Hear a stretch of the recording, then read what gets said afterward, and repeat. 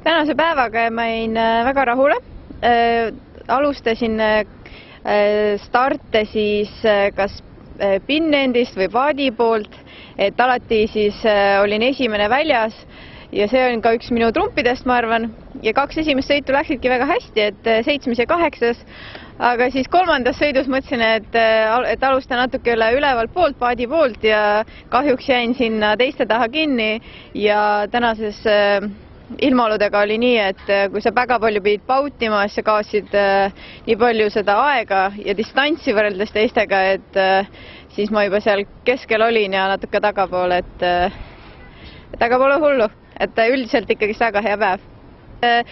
Muidugi tahaks kvalifitseeruda ka Tokyo olümpiamängudeks, aga minu põhiline märk on ikkagi MM-il olla kuskil 10 seas.